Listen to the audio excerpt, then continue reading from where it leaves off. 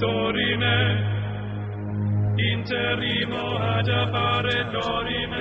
gorillas, Jalter and Bims. They were brought up at Howlett's Wild Animal Park and finally released back into the wild many years ago. We looked for many hours on the river to find them, and then they appeared after hearing my calls. We found Jalter and Bims. I haven't seen them for about 3 or 4 years, and you can see them just here on the edge of the river, so they've heard us and they've come to see us. Fantastic. Look here. Yes, that's just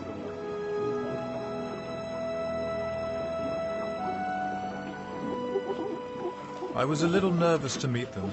I hadn't seen Jalter and Bims for many years, and I wasn't sure how they would react. That was a very, very sweet call. That little squeak. Isn't it? It was fantastic to see the greeting I got. I felt such love from them. And when they hold you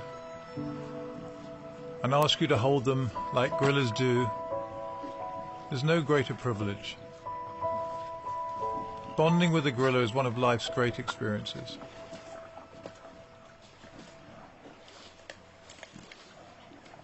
There's nowhere else in the world that we're introducing gorillas. You can see here that these are gorillas born in captivity, and they're living completely wild, and they're very happy, very healthy,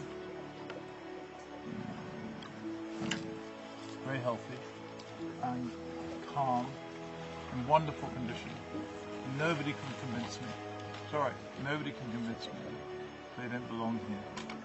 Things were going incredibly well, but then I actually noticed Jalter staring at Tansy, and he hadn't seen Tansy for 12 years. I haven't seen him since I was really young, since I was about 10.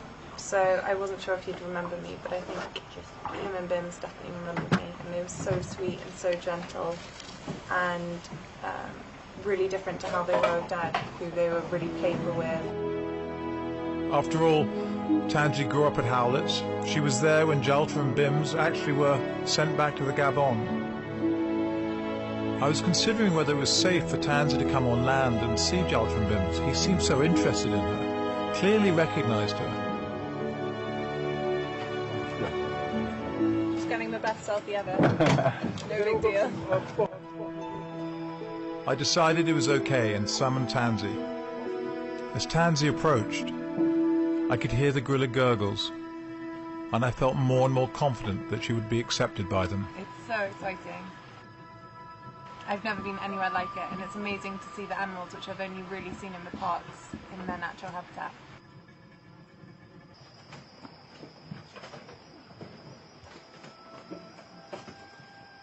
It's a privilege, isn't it, to go and see an animal that you've raised in captivity and you've released, and you don't see them for a few years, and then you find them in the forest and they greet you like long-lost brothers. And then I could see the way they were playing with me, how pleased they were to see me, and they were so gentle the way they were playing. I mean, it might look like it was very, very rough, but it was so gentle. There was not a mark on me. And they just wanted to be tickled and play rough and tumble. And I noticed with Tansy how gentle they were, so they knew that she was a girl, and they knew that they had to be gentle with her. And it was very sweet to see that. It was lovely to see Tansy with her old friends. When we had to go, they held on to Tansy. You can see they didn't want her to leave. It was very moving to watch, but we did have to go. Night was coming.